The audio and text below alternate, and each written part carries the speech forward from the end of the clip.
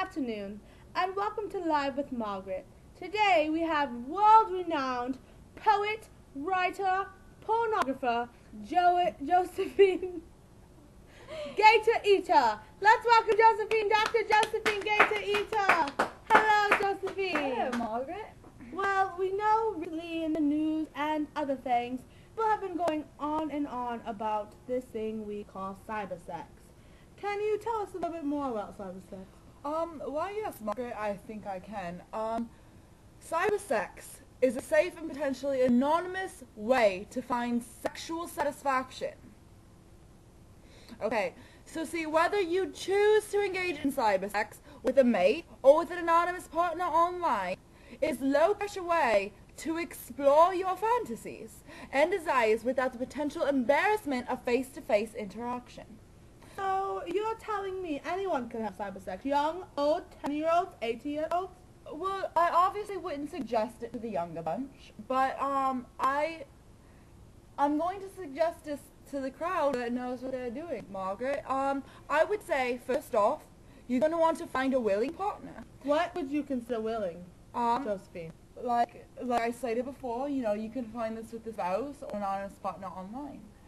And cybersex is a great way to explore your fantasies. Like I said, with a loved one, to possibly email or chat. On the other hand, if you are looking for a completely anonymous encounter, a number of chat rooms cater to the needs of adults looking for cybersex. Oh, so do you think people engaging in cybersex, should they be relaxed, tense, or where should they, when they're doing cybersex, where would you recommend they do it? That's a good question, Margaret. I definitely think they need to be relaxed. Make sure you are well controlled and where you are unlikely to be interrupted. For instance, I mean, you obviously wouldn't want your children in the room, or right, that would be a bit awkward. This is something rather private. Sorry, I can't talk today. Must have been the gators you were eating earlier. If you plan to have cybersex with a stranger, it might be helpful to chat a bit before you begin. Let sexual innuendo enter into the conversation naturally, or ask each other sexually suggestive questions to heighten the mood. So, Margaret, do you think that anyone can engage in cybersex?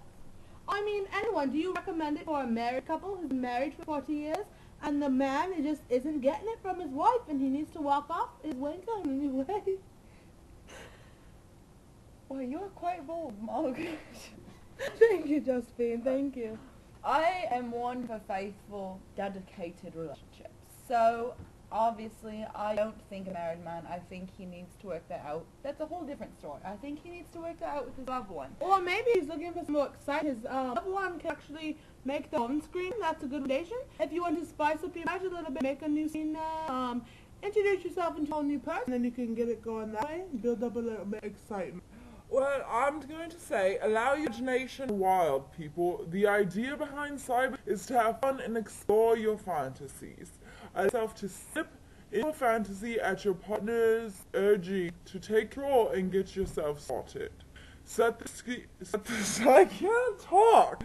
What is this? It's all them gators. Josephine, we got this, Josephine. Alright, let's just loosen it up. I'm feeling this is a bit too fierce. Hold on. Limber up. Number 32.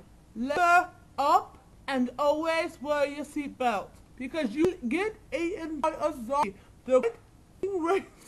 I don't even think it goes. I think you've seen zombie, Margaret. They're all over England.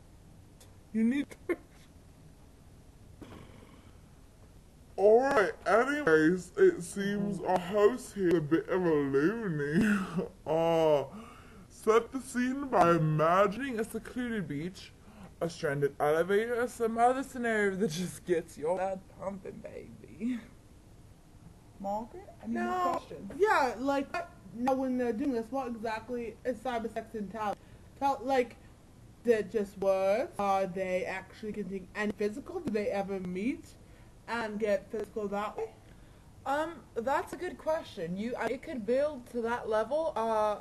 I would say just play with your language. If you're new to cybersex, you might have some reservations about how to express your desires through the written word. I mean, if so, read some erotic literature to get comfortable expressing yourself and build up some identity chat. That's what I'm gonna say. Yeah, I do recommend. I know we have a guest today. His name is Daniel. Actually, I don't think he's ill. He was a little bit rocking his wink a little too much. So he might be ill today. I'm not sure if he's going to come on the show. But he actually engaged in CyberSex with this person for about 15 years, actually. Oh, really? Yeah. Did they ever meet? They actually never met. But the person he was engaging CyberSex with actually passed away. He was, yeah, it was very devastating. He was aware that this person was a 28-year-old female from Scotland, England, and when he went to the funeral, he found out it was indeed a 82-year-old man. Ouch. From New Jersey. Yikes. Are you kidding? So, you need to be careful because you can't believe what's out there. People will tell you they're 18 and they're really 37. So people watch your backs when you're engaging in CyberSex. Use protection. Definitely. Because not only the human can get a virus, your computer can too. Any last words, Margaret? Two more things I'd like to touch on. First of all, take your time. CyberSex, like any sexual play, is often intensified by anticipation. Because you're so anonymous. Hold on, I need to... Oh, gators. Oh, gators. Alright, sorry. Because you're anonymous, or at least secluded, you can work yourself up at your own speed, but be sure to pay attention to your partner's words so you do not leave them behind. So, Margaret, if you were starting a conversation, Josephine, and you were, say you am someone, you want to just engage in some sex, what would be like a good open line? Would you just start off with a casual conversation? Definitely, I would say I personally would start out with a casual conversation, maybe get to know the person a little bit more, but I mean, that's just me. I would just casually, gradually, just sort of ease that sexual talk And into them. how do you feel, Josephine, Dr. Josephine Gatoreater, would you send any photos to this named person? Or do you advise against that? Or would you just send some fake ones to lead them on, get them a little bit more horny? I personally would not send any photos.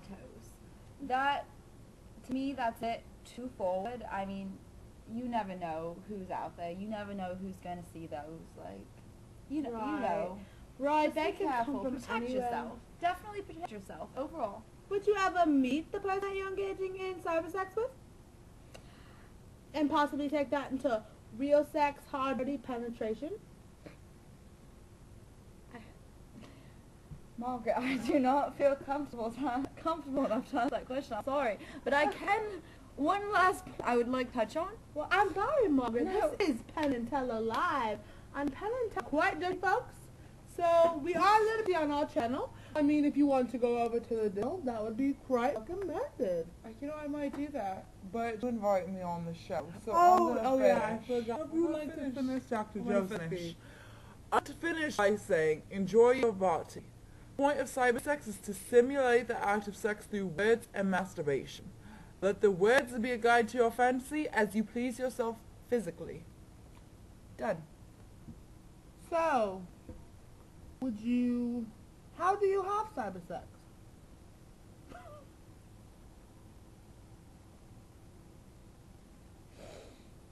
Have you not learned anything? Viewers out there, you watch this, Loon. Okay, I did that too. CyberSex. Be careful, protect your body, respect yourself, and respect your partner. Margaret, any last words to finish off your show? No, Josephine, thank you. We'd like to thank you for having your side. Thank Everyone, you. let's give Dr. Josephine a big round of applause today. Good job, Dr. Josephine. And tomorrow we will have Steve Irwin's ghost. He was killed by a stingray, you know. Ironically, not by a gator. So, for all of you out there, I'd like to thank you for listening. And I'd also like to thank our sponsors, Congo River Golf. It's only $10.95 and there's a lot of off coupons. So, we would love to see you next time. Thanks Hold for your applause, listening. hold your applause. She's trying to wrap it up, people. Gosh, thank you so much, Fonz. I might actually be moving CBS. Okay, ladies, thank you so much, and tune in tomorrow, Sex Talk with Dr. J.